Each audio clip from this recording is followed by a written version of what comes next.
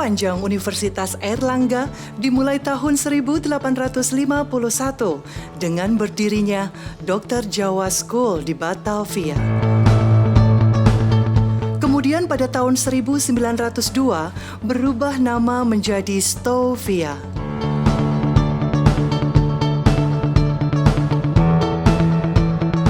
Pada 1913 dibangunlah Fakultas Kedokteran Umum di Surabaya dengan nama Nias. Lalu, 1928 dibangunlah Fakultas Kedokteran Gigi yang dikenal dengan Stovit. Tahun 1945 berubah nama menjadi Perguruan Tinggi Kedokteran Republik Indonesia. 1 November 1954, Fakultas Kedokteran Umum dan Fakultas Kedokteran Gigi di Surabaya berdiri sendiri dan Presiden Soekarno pada tanggal 10 November 1954 bertepatan dengan Hari Pahlawan meresmikan berdirinya Universitas Airlangga dengan 5 fakultas. Faculty of Medicine, Faculty of Dental Medicine, Faculty of Law, Faculty of Education, Faculty of Letters dengan Rektor Profesor Mr. A.G. Pringgodikdo. Saat ini Universitas Airlangga memiliki 15 fakultas yang menyelenggarakan strata pendidikan vokasi, sarjana, magister, doktor, dan 1 sekolah pasca sarjana yang menyelenggarakan strata pendidikan magister dan doktor. Universitas Airlangga telah menempati peringkat 465 kampus terbaik di dunia versi US World University Ranking.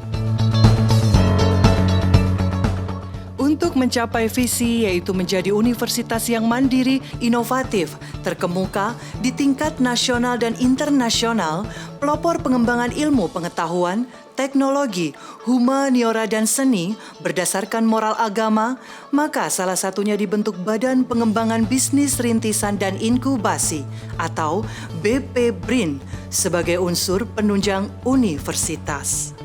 BP BRIN menjalankan fungsinya dalam melakukan inkubasi startup, alih teknologi, dan hilirisasi inovasi, mengembangkan teaching industri dan science technopark sebagai sarana untuk melakukan hilirisasi dari skala laboratorium ke skala industri.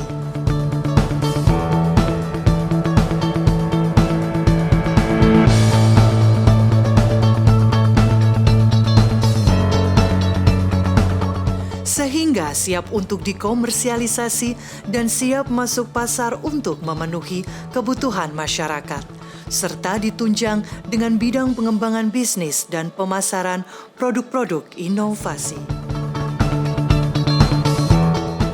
Semangat pagi, salam sehat dan salam sejahtera untuk kita semuanya. Sebagai perguruan tinggi badan hukum dan salah satu perguruan tinggi terkemuka di Indonesia, bahkan di dunia, Universitas Airlangga menghadapi tantangan yang tidak ringan. Berbagai macam perubahan situasi lingkungan tentu harus kita jawab dan harus kita respon dengan sebaik-baiknya. Paling tidak ada 2 tantangan utama yang dihadapi oleh perguruan tinggi badan hukum sebagaimana Universitas Airlangga. Yang pertama adalah berkaitan dengan kualitas dan relevansi lulusan. Ini tantangan yang harus kita jawab dengan sesegera mungkin agar para lulusan-lulusan yang kita bina mempunyai value sebagaimana value Universitas Airlangga, yakni excellent with morality. Dengan value excellent with morality dan dengan karakter yang hebat, humble, excellent, brave, agile, dan transcendent, kualitas dari lulusan akan bisa diterima dan relevan dengan kebutuhan zaman.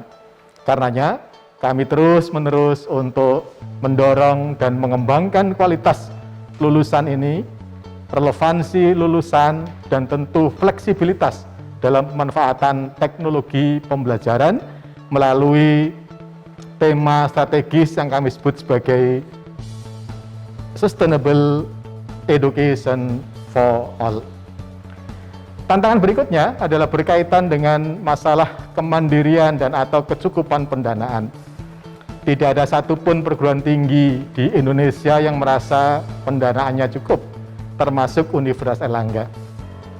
Pada sisi lain, kita paham bahwa PTN Badan Hukum, termasuk Universitas Airlangga, mempunyai talenta-talenta yang hebat, mempunyai SDM yang sangat unggul, yang sangat kreatif dan inovatif.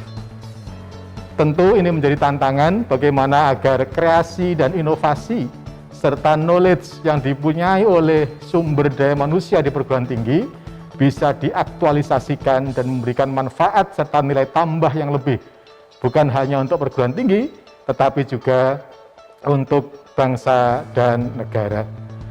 Salah satu dari ikhtiar untuk bisa mendorong terus adanya inovasi itu adalah melahirkan dan mengoperasionalkan teaching industry. Di UNER kita sangat senang karena hasil dari kreasi para dosen dan staf kami yang sangat-sangat handal telah melahirkan cukup banyak teaching industry. Juga menghasilkan banyak produk-produk inovatif seperti stem cell, dental laser, cangkang kapsul dari rumput laut, glukosamin, termasuk ekstra kolagen, dan yang terbaru adalah vaksin merah putih. Ke depan, tentu kita berharap iklim untuk terus menumbuh kembangkan kreativitas dan inovasi putra-putri bangsa, ini harus terus dipupuk dan difasilitasi dengan mengembangkan teaching industri yang lain.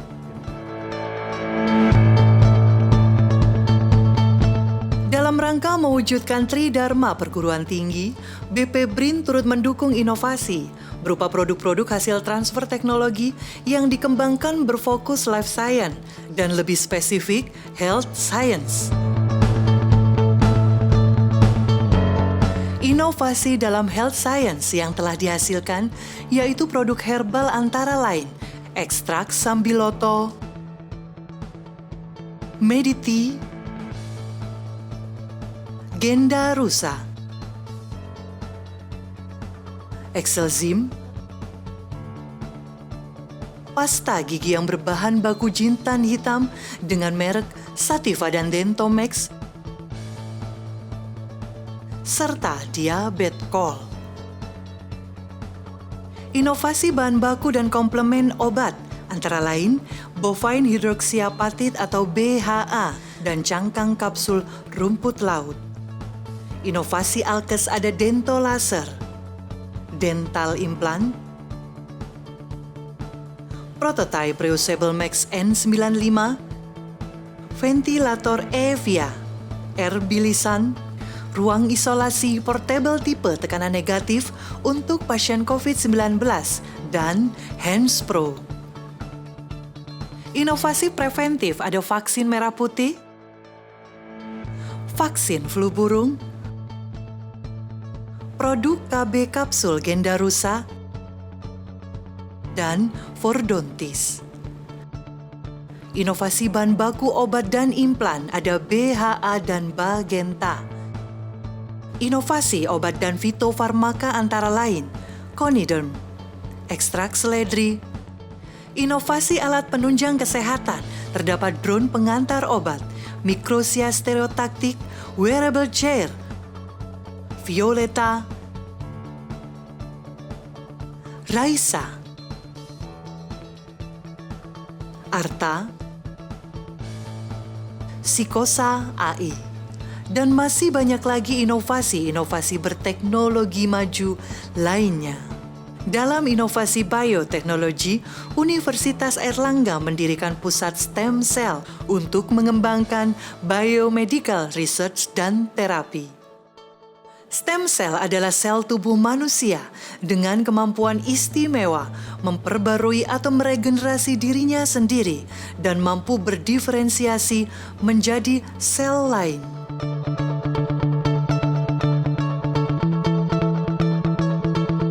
Stem Stem Cell Research and Development Center berkolaborasi dengan Institut Tropical Disease atau Lembaga Penyakit Tropis, tim Stem Cell Rumah Sakit Universitas Airlangga, Rumah Sakit Khusus Infeksi, Rumah Sakit Gigi dan Mulut, serta Rumah Sakit Hewan Pendidikan. Stem cell kemudian dikembangkan ke arah transitional research demi menghasilkan pelayanan berbasis penelitian. BP BRIN berkomitmen dengan sepenuh hati mengampu penelitian dasar maupun penelitian transisional di bidang stem cell dan tissue engineering demi kemajuan bangsa. Untuk mempersiapkan hilirisasi dan komersialisasi, maka dikembangkanlah teaching industri yang merupakan sarana untuk melakukan hilirisasi dari skala laboratorium ke skala industri, sehingga siap untuk dikomersialisasi dan siap masuk pasar untuk memenuhi kebutuhan masyarakat. Teaching industri rumput laut saat ini telah memproduksi cangkang kapsul dari rumput laut yang halal sebagai alternatif cangkang kapsul yang selama ini berbahan baku gelatin dari impor. Teaching industri dentolaser merupakan produk inovasi bidang kesehatan yang diaplikasikan sebagai alat terapi gigi dan mulut melalui penggunaan laser dan mengkombinasikan fotodinamik, fotosensitizer, dan oksigen, serta menghasilkan radikal oksigen spesies atau ROS untuk mencegah infeksi pada gigi. Produk ini telah masuk e-katalog.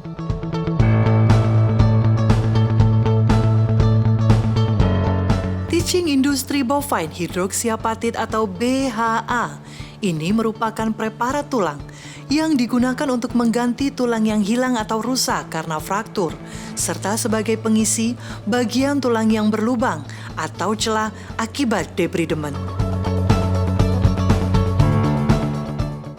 Teaching industri Excelzyme yang memproduksi 3 jenis Excelzyme, yaitu Excelzyme 1, Excelzyme 2, dan Excelzyme 3. Teaching industri ekstrak alergen adalah teaching industri yang menghasilkan kit alergi dan obat alergi yang selama ini diimpor.